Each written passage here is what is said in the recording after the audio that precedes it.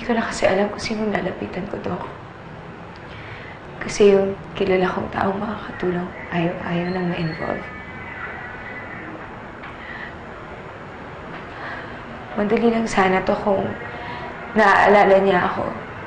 Yung tipong pag nagwawala na siya, malalapitan ko pa siya. Ma-explain ko sa kanya kung ano talaga yung mga nangyayari. O kaya, mapakalma ko man lang siya. Pero hindi na ako makalapit sa kanya dahil pinagsususpetsahan niya ako, pinapalis pa niya ako. Inaalala ko lang siya kasi natatakot ako baka masaktan niya yung sarili niya. Dok, ano ba pwede kong gawin?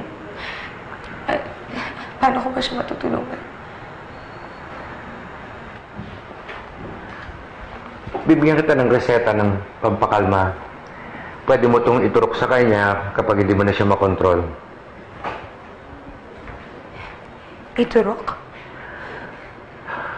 You inject it into his arms.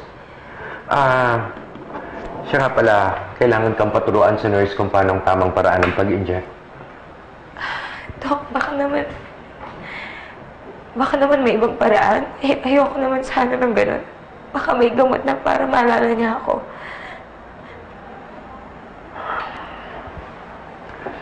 Joanna, yung memory patch na inilalagay mo sa kanya, pati yung medicines na tinitake niya, lahat yan, dinidelay lang ang symptoms ng sakit ng asawa mo. Memory loss is characteristic of Alzheimer's disease. Makakalimot at makakalimot si TJ.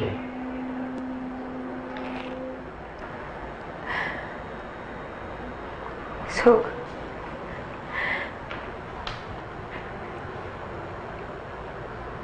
ito na talaga yun. Hindi na niya ako maaalala. Based sa observations mo, malaki yung possibility na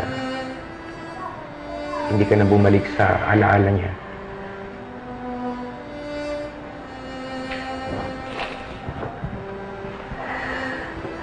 I'm sorry, Joanna. Pero pinag-usapan na natin ito noon. Pinaalalahanan kita na mangyayari ang araw na to. Pinaalalahanan na kita na sana pinaghandaan mo.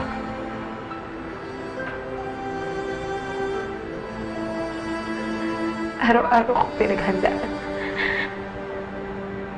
Alam ko na dating yung araw na to. Pero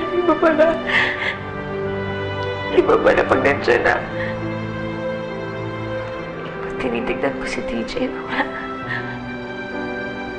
wala na akong nakikita sa mga mata niya. Wala na akong nararamdaman. Ang sakit pala.